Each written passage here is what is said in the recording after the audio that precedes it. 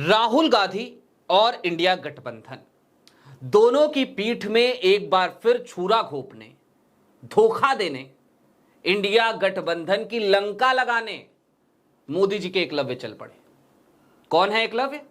नाम है अरविंद केजरीवाल, जो चीखते चिल्लाते हैं बार बार कि कांग्रेस जो है ना वो भाजपा की बी टीम है, लेकिन उनके कृत्य बार बार ये परिलक्षित कर देते हैं कि मोदी जी का एकलव्य कौन है और भाजपा की बी टीम कौन है।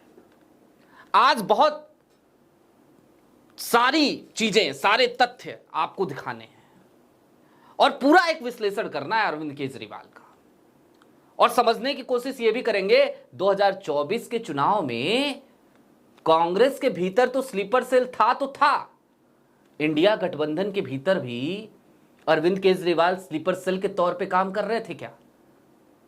कि जितनी रणनीति बने सब धीरे से खिसकाते रहो, साहिब तक पहुंचाते रहो।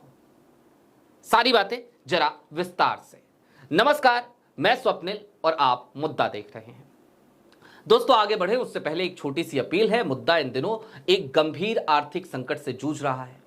एक तरफ हमारे मेन बैंक अकाउंट्स फ्रीज चल रहे हैं, तो दूसरी तरफ हमारे 28 साल पुराने चैनल को हमसे छीना जा चुका है, जिसकी वजह से आज की तारीख में डे टू डे ऑपरेशंस में मुद्दा को काफी मुश्किलों का सामना करना पड़ता है।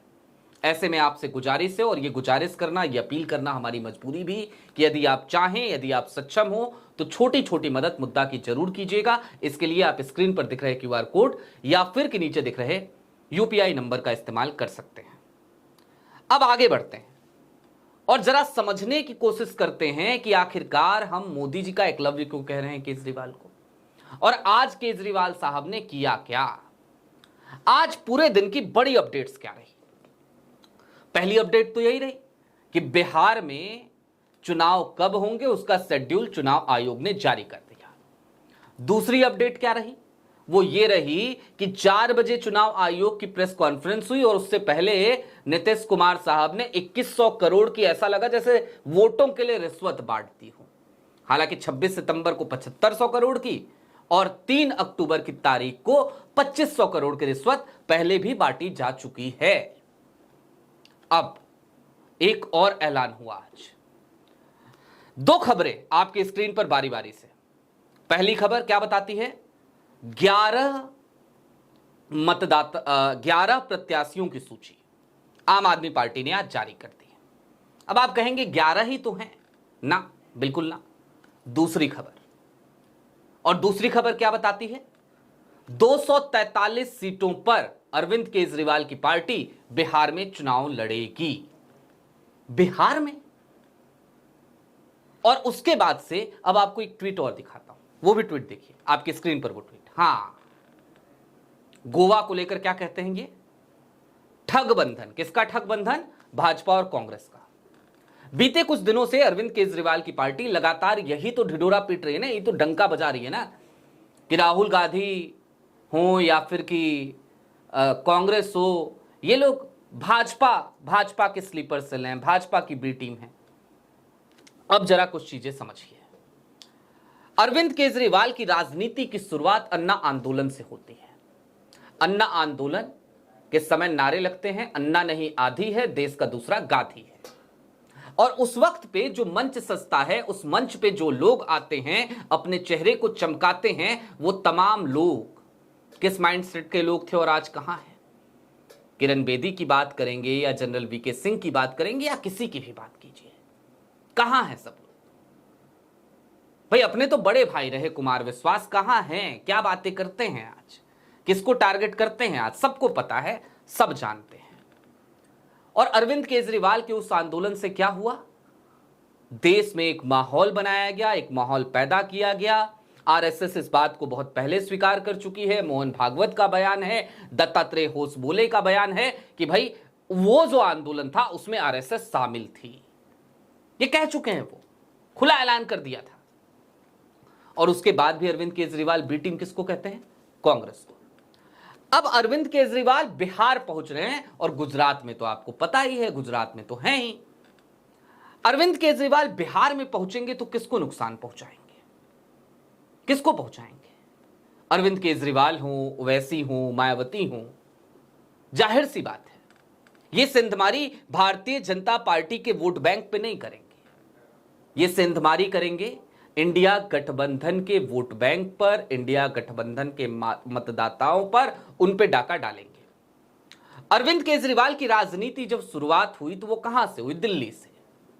दिल्ली, जहां पर लंबे समय से भारतीय जनता पार्टी अपने अस्तित्व के लिए संघर्ष कर रही थी और शीला दीक्षित लगातार काम करती हुई नजर आ रही थी, जीतती हुई नजर आ रही थी, लेकिन एक मुकाम आया, खूब बदनाम किया गया, पर्चे लहराए गए, बताया गया कि भाई भ्रष्ट, ये भ्रष्टाचारी, वो भ्रष्टाचारी। बाद में वो कागज के पुलिंदे, वो पर्चे कहां गए? जमीन खा गई, आसमान निकल गया, या केजरीवाल साहब घोट गए? ये केजरीवाल साहब जाने। ये सब कुछ हुआ, दिल्ली में सत्ता में आए, 2 बार सत्ता में आए, 2 क्या 3 बार। पहली बार 49 दिन की सरकार रही, कांग्रेस के 8 विधायकों का समर्थन लेकर मुख्यमंत्री बने थे, 49 दिन में छोड़ दी थी सरकार। तो ये थे केजरीवाल। अब हमने मोदी का एकलव्य कहा केजरीवाल साहब, तो जरा वो भी समझिए क्यों कहा। केजरीवाल साहब हमेशा एक बात कहे उन्होंने कि बंगला नहीं, गाड़ी नहीं, नीली वैगनार से चलूंगा, ये सुविधा नहीं, वो सुविधा नहीं, ये सब कहते थे। मोदी जी भी एक बात कहा करते थे, मोदी जी बार बार खुद को फकीर कहते हैं, और एक बयान तो बड़ा मशहूर है मोदी जी का, अरे हमें क्या फकीर हैं, झोला उठा के चल देंगे जी। तो ये जो फकीर साहब है ना मोदी जी, भाई दुनिया में शायद पहले ऐसे फकीर होंगे कि 10 लाख का सूट पहनेंगे, पैर से लेकर नाखून, सर से लेकर पैर के नाखून तक ब्रांडेड चीजों से लदे रहेंगे, लाखों का चश्मा, लाखों की घड़ी, लाखों की कलम, पता नहीं कितने हजारों के कपड़े पहनेंगे मोदी जी, और उसके बाद कहेंगे मैं तो फकीर हूं, फकीर हूं साहब, एकदम एकदम फकीर, एकदम फकीर। दूसरा, केजरीवाल साहब की तरफ आइए, केजरीवाल साहब भी यही फकीरी दिखाते हैं, बताते हैं आम आदमी हूं जी, सड़कों वाला आदमी हूं जी, मेट्रो में चलने वाला आदमी हूं जी, यही सब तो कह रहे थे। मैं आपको एक हालिया अपडेट बताता हूं।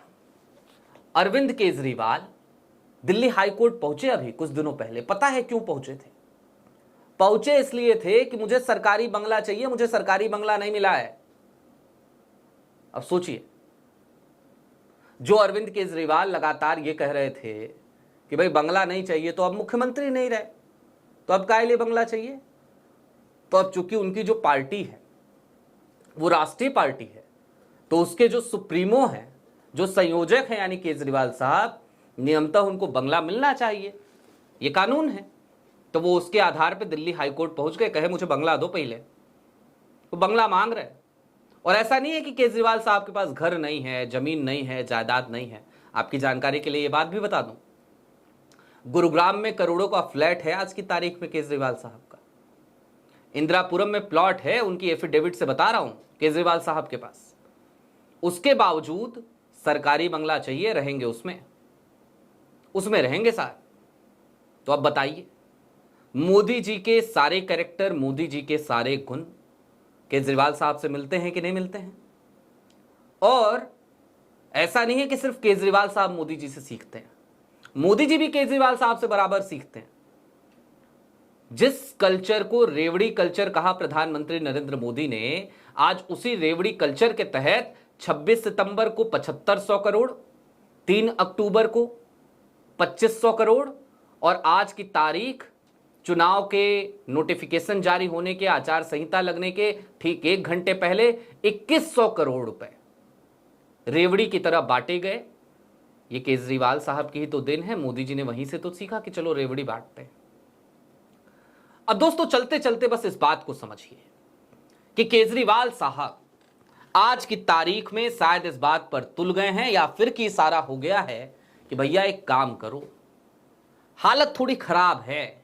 वोट अधिकार यात्रा राहुल ने निकाली थी, उसमें बड़ी भीड़ आई गई थी, मोदी जी को सुनने लोग आ नहीं रहे हैं, तो तुम एक काम करो, छोटे छोटे पैकेट्स में जरा वोट काट लो, और वोट काट लोगे तो जाहिर सी बात है, वोट बिखरा दोगे तो जाहिर सी बात है जीत हमारी हो जाएगी, और हम जीत जाएंगे, और हमें बिहार जीतना है। आपको नहीं लगता? कि केजरीवाल साहब इसी मनसा के साथ बिहार पहुंच रहे हैं? आपकी क्या राय है हमें कमेंट बॉक्स में जरूर बताइएगा। अभी के लिए दीजिए इजाजत। चलते चलते फिर वही अपील, चैनल पे नए हो तो सब्सक्राइब करते हुए जाइएगा, सक्षम हो तो छोटी छोटी मदद मुद्दा की जरूर कीजिएगा। बहुत शुक्रिया।